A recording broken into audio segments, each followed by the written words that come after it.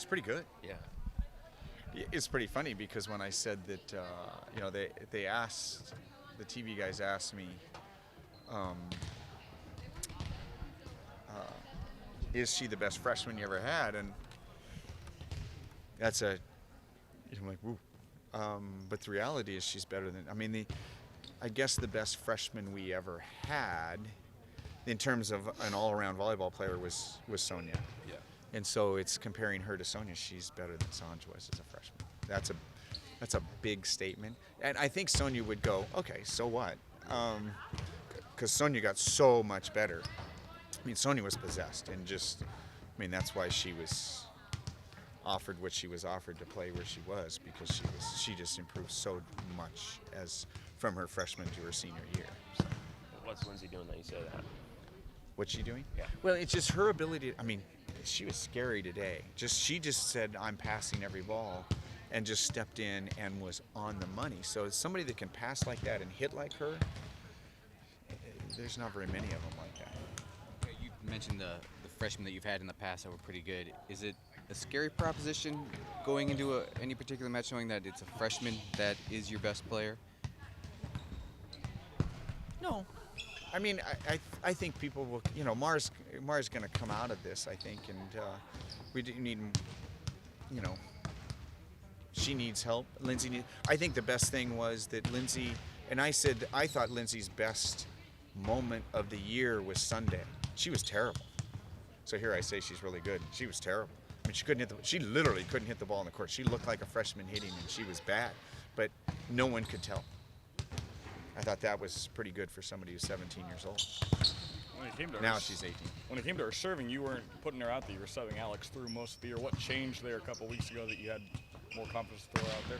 Well, we kept working on it. Really, it's just somebody that has a jump serve that's swinging as much as she is, et cetera, just to kind of watch that. And just the amount of stuff she had to do, it's draining.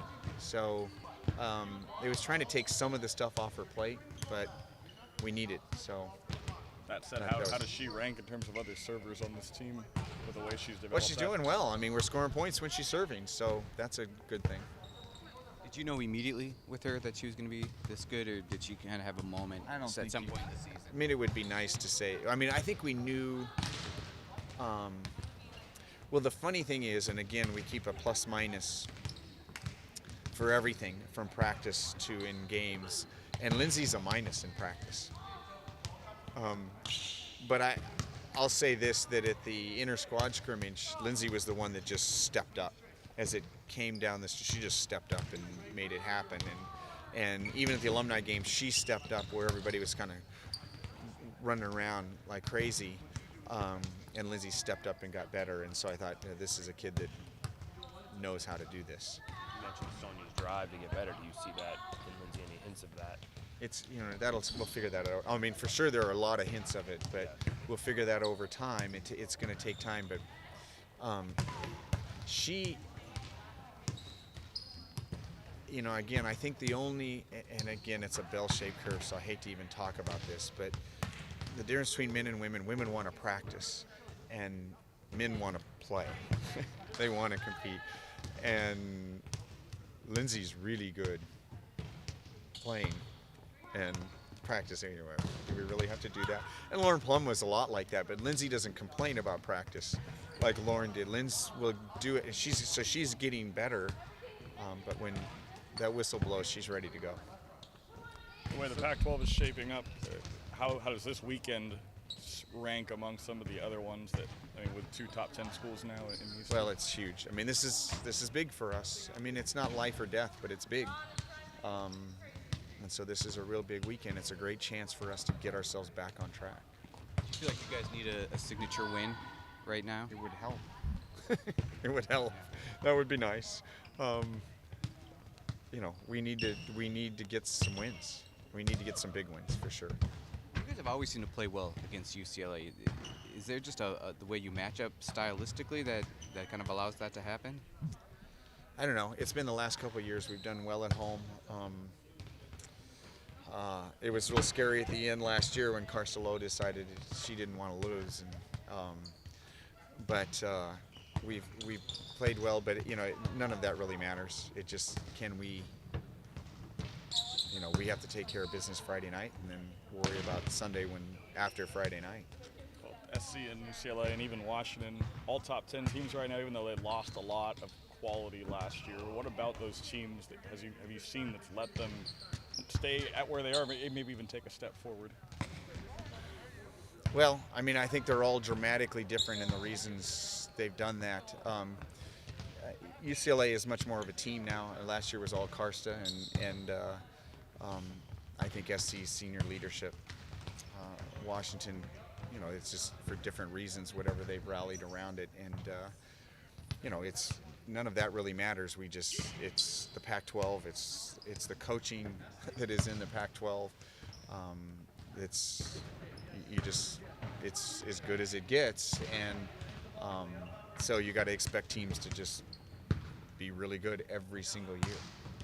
Back to the Sonia Lindsay comparison. You know, Sonia also was a locker room leader, and she was a player who kind of put the team on her back and willed them to win at times. Do you see elements of that in Lindsay's? I definitely see elements of it.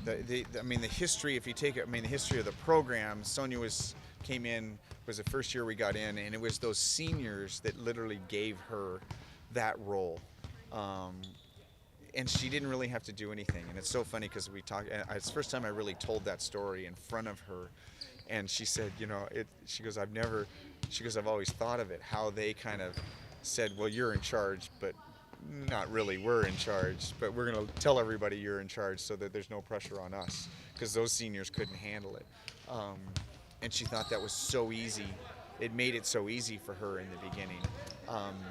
And Linz doesn't have, I mean, she doesn't, nobody wants her to do that, nobody needs her to do that, but I think in the long run, Lindsay's going to be a person it's impossible for her not to be somebody who's going to step up and take over. When you look at Maggie, what has changed from year 1 to year 2?